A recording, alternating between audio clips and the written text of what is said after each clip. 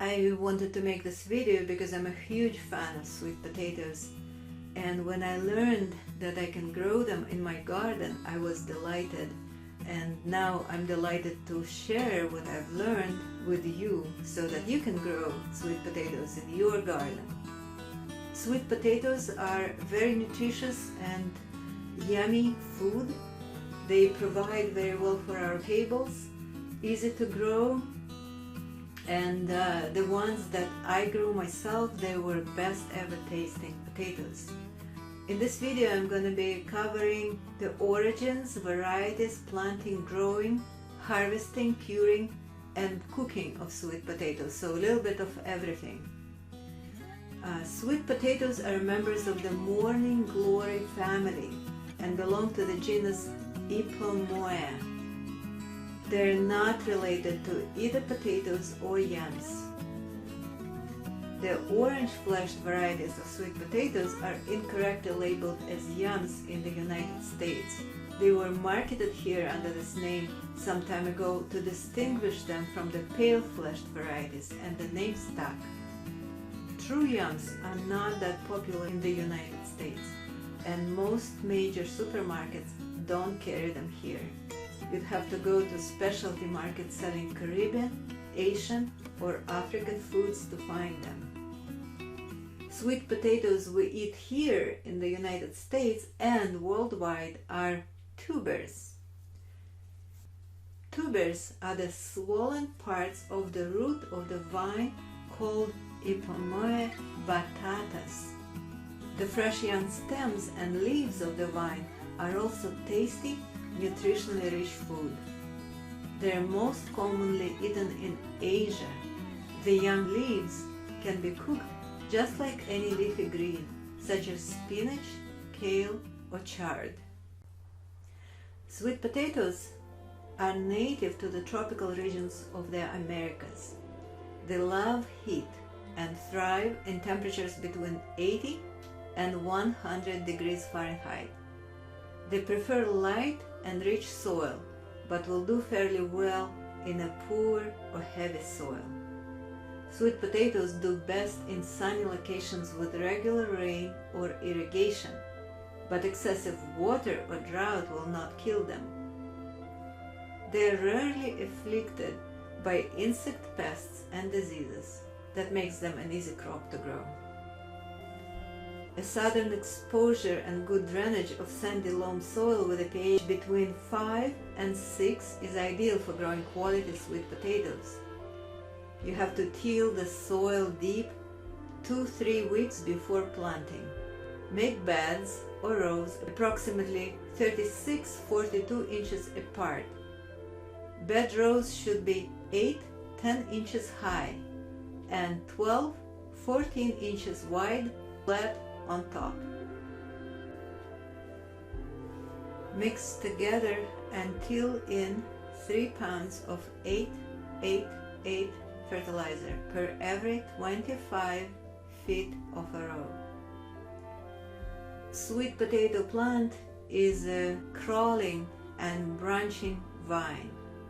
In my experience, it is best to give them all the space and exposure they need to spread out and not plant any companion vegetables too close to them. Tall plants like tomatoes would take the light away from a sweet potato vine, and the vine would overgrow and overshadow low plants like strawberries or root vegetables. It can take sweet potatoes 90 to 170 days to grow tubers of good size for harvesting. The tubers never mature. They continue growing in size until the temperatures go down to 60 degrees Fahrenheit, and then they simply stop growing. Sweet potatoes do best in hot and humid climates. There's agricultural zones 8 and warmer. They can still be grown for tubers and greens in cold climates if the raised bed is wrapped in plastic in early spring to help the soil warm up above 60 degrees. The best website for growing potatoes in the north that I found is Mother Earth News propagate.com. My own garden is in the agricultural zone 9A. So I skip the plastic part, but I do mulch them with straw and hay that I cut right here on the site. I grow my sweet potatoes in a 300-gallon smart pot. Our soil here in the Northern California foothills is very poor, and we're surrounded by trees that suck out all the nutrients that I put in for my vegetables. Once I began to use the smart pots filled with high-quality soil, my garden started to flourish and produce reliably. The first time I planted sweet potatoes into the smart pot, I knew nothing better than to place a variety of organic tubers bought in a grocery store right into the soil. Even though the store-bought tubers are treated against sprouting, some of the tubers I planted did sprout and grew into big, healthy plants, which then produced a good amount of new tubers by the end of the season. Later I learned that the proper way to propagate and plant sweet potatoes is to do it from slips. Slips are sprouts of the sweet potato vine that a tuber produces at the beginning of the new growth cycle. You can buy sweet potato slips online, or you can make your own. To do that, select a few good, healthy-looking organic tubers from a grocery store.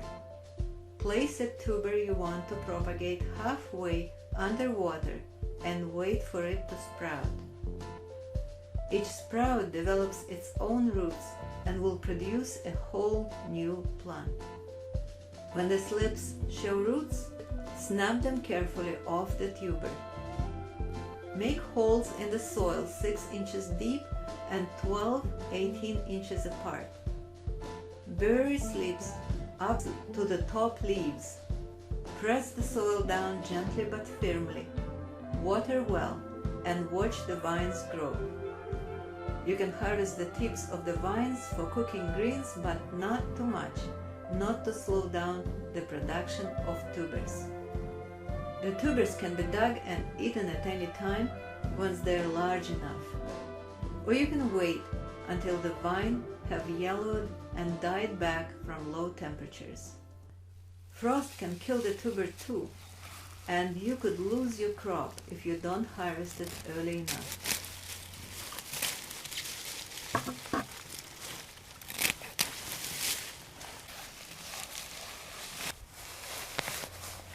Dig up the tubers with a spade or a broad fork.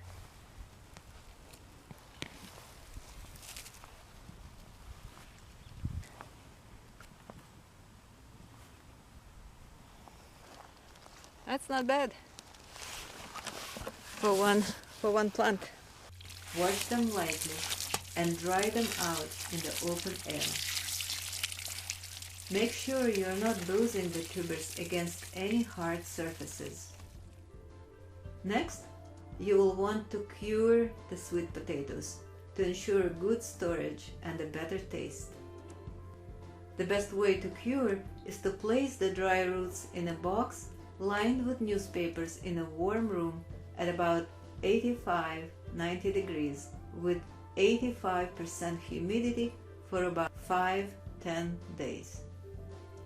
During this period, the tubers will grow a thicker skin, sealing themselves for storage. After curing, they can be kept for months in a root cellar at about 55-60 degrees. The tubers will continue to breathe, so keep them in dry cardboard boxes, not in plastic bags. There are many varieties of sweet potatoes. Their skin color can be white, yellow, red, purple or brown, while the flesh can be yellow, white, orange, orange-red, or even beet purple. You can grow any variety of your liking. All of them grow well. Personally, I like the Japanese Murasaki sweet potato with a purple skin and white flesh. It is a firm variety with an exquisite taste that reminds me of chestnuts. I either roast them or make them mashed potato style. They're also good in soups and stews. And my favorite way is to wrap the whole big tuber in foil and roast it in my wood stove. That's a treat I look forward to every time. Thanks for watching, and I hope you learned something new about sweet potatoes, and I hope it encourages you to grow great harvest for yourself. Don't forget to subscribe to my channel, leave me a comment if you have more information about growing sweet potatoes or anything about sweet potatoes you want to mention here. Please make a comment here below the video, and I'll see you in the next video. Thank you. Bye.